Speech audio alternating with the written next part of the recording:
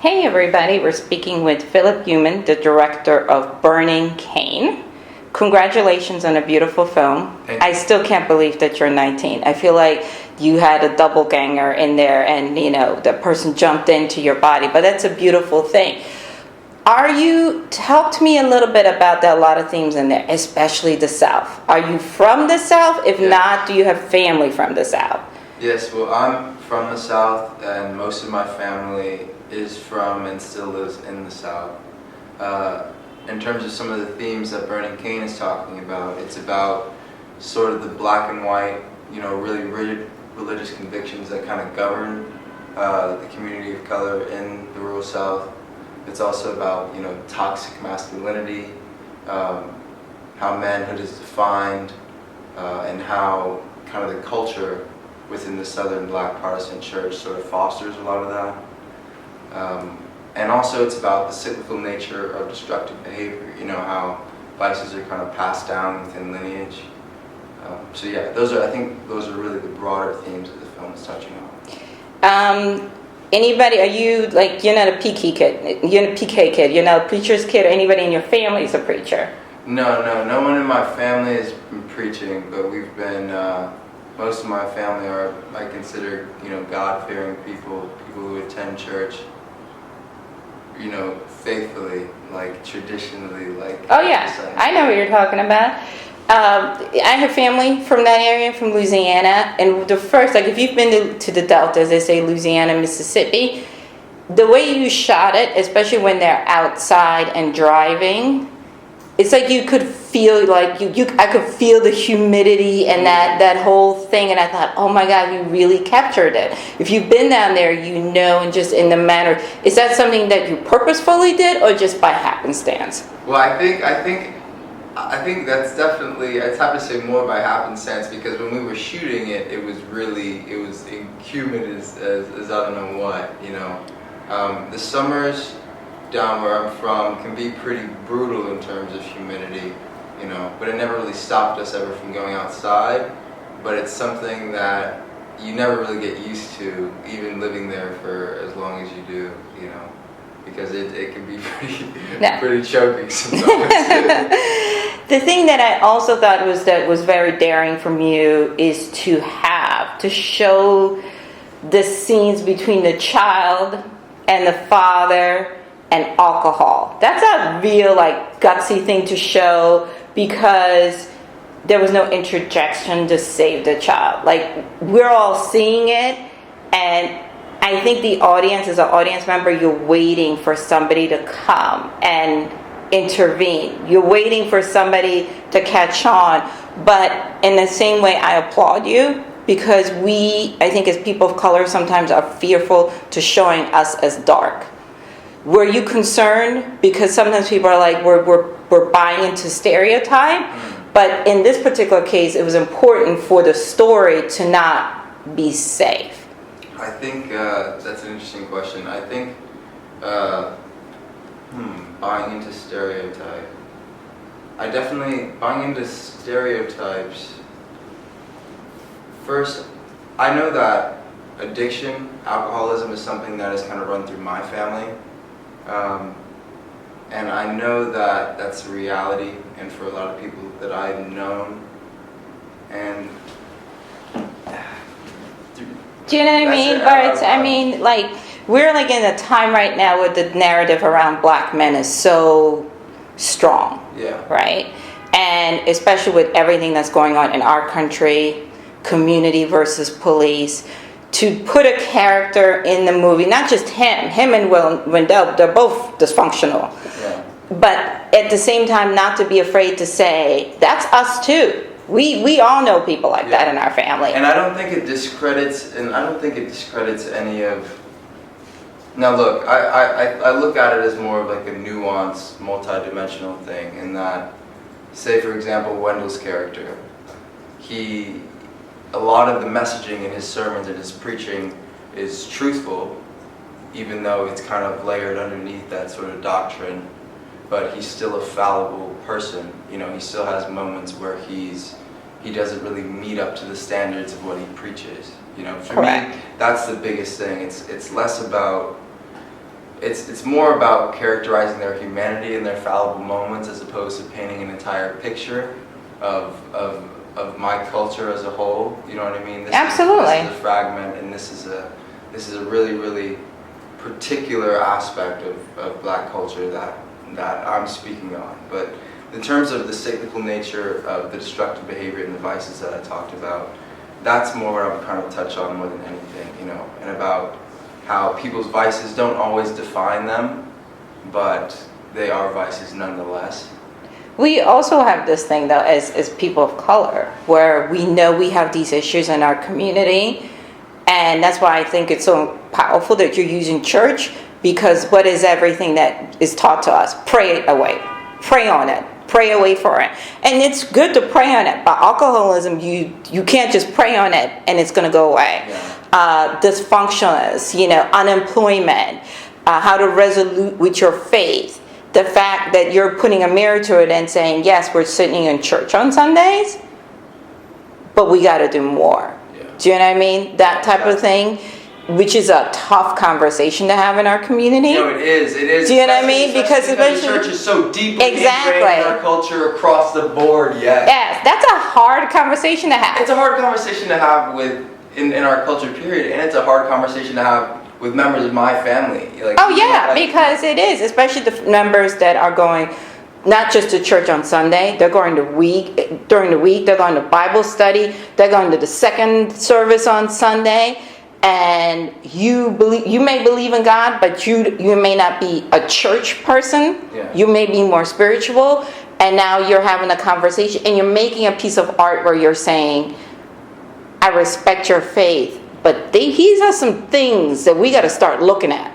Yeah, and I don't have an antagonistic view of it, even though I've separated as I've gotten older. But given that those are my roots, I don't have an antagonistic view because there's so much about the culture of the church that I still do appreciate.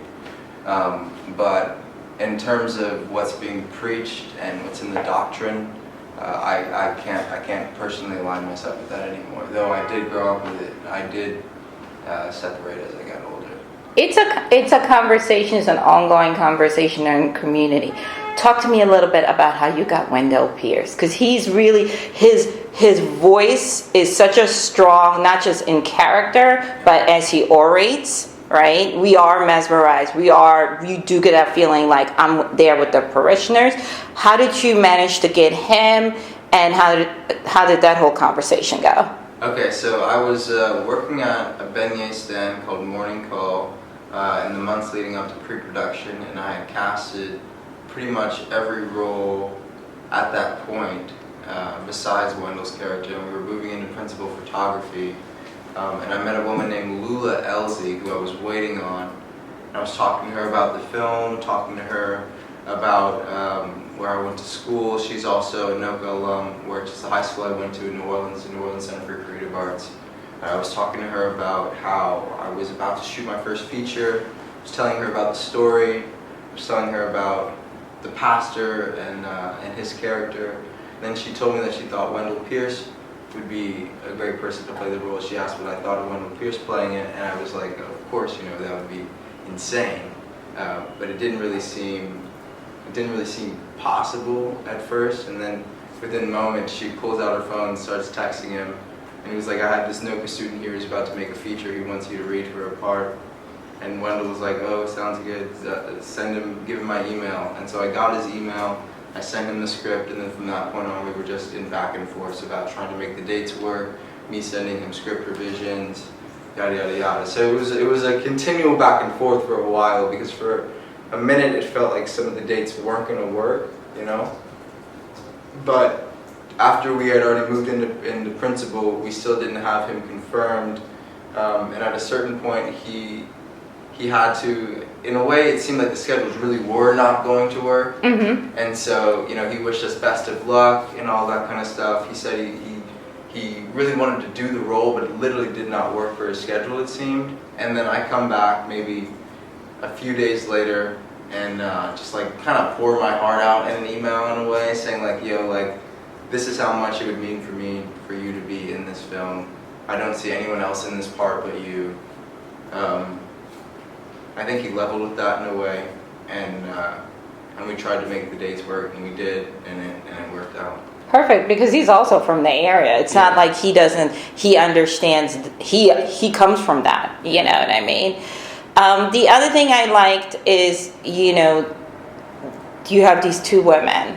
The one woman clearly sees what's going on, and she's trying to save, for lack of a better word, Wendell's character. Yeah. She's constantly like, come on now, let me help you. You know what I mean? And he looks at that as demeaning. And then you have the other woman where I feel like she's being resented because she gets to go to work.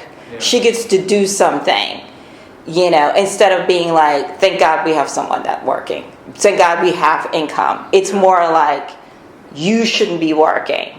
I should be working. You know, how did you come up with that concept? Because that's also a conversation that happens in our community, you know.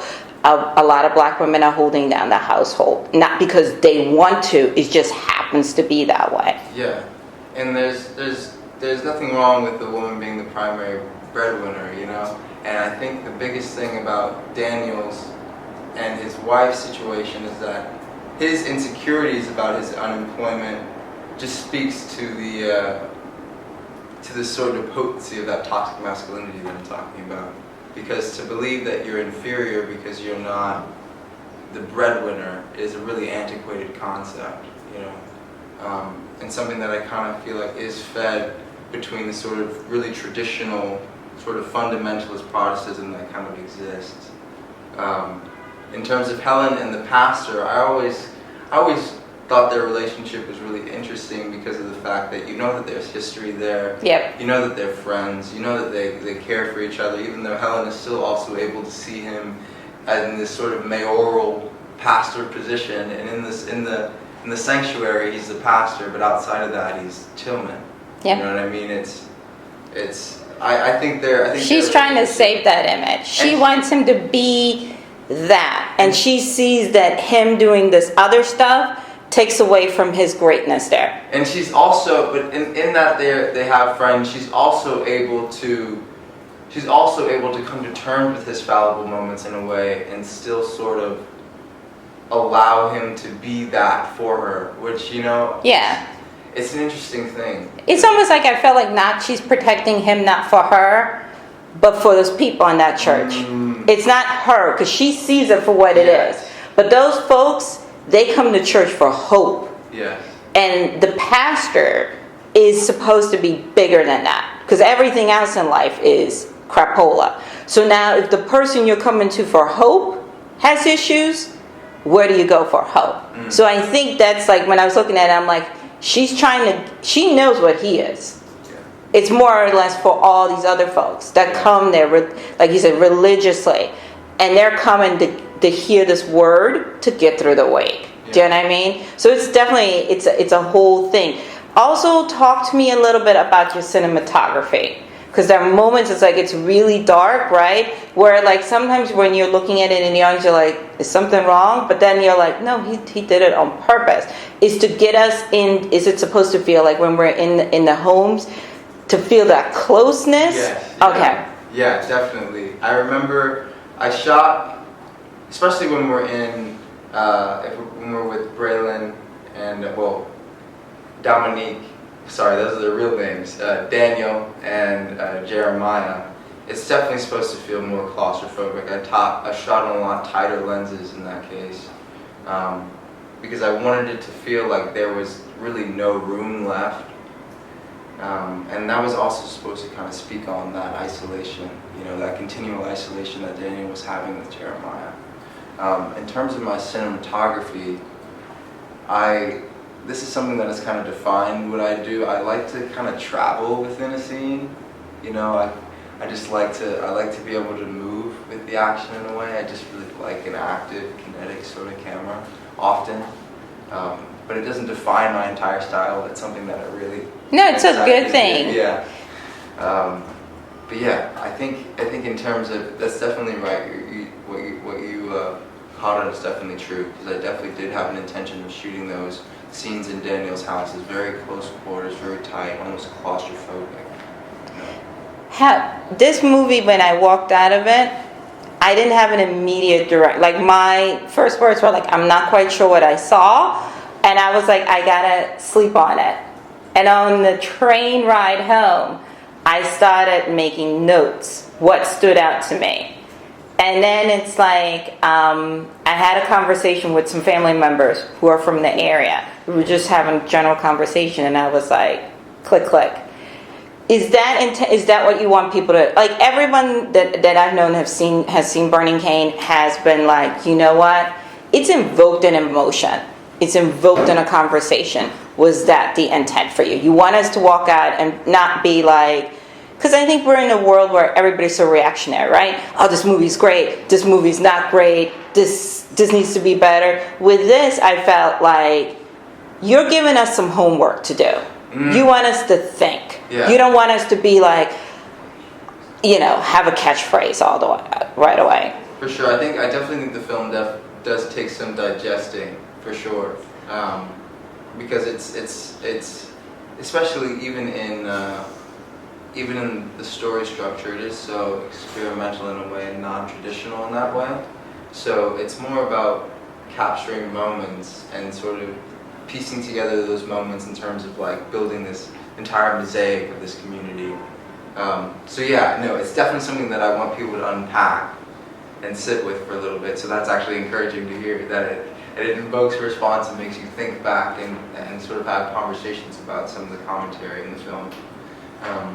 But you're forcing us to be patient, and we are in a society where we're so reactionary, and we want everything to move quickly. And this is making us slow down, whether you want to or not. It's forcing you to slow down in order for you to go on this journey with you. Do you know what I mean? With you as a filmmaker, with these folks, and you're just kind of like, okay, I'm here for the ride. You know what I mean? And I did enjoy that part about it.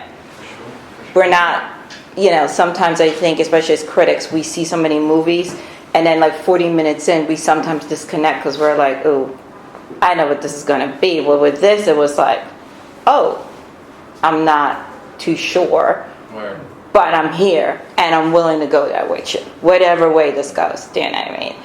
Tell us what you want for this movie, what you want for yourself, more or less. I want people to be able to see Burning Cane. I want people to be able to kind of get an insight into a Southern Black Protestant community, to look at it in a more kind of authentic light, I just want people to get an insight into that kind of uniquely Black experience. More than anything for me, I just want to make another movie as soon as possible. I've got the draft of my next feature in the works. I finished the first draft, so now I'm kind of in the shed in terms of revisions. But for me, what I see next is another movie. This is what I want to do. This is what I'm going to be doing for the rest of my life. So I'm just ready to get started on that. Thank you so much. Hey, thank you so much.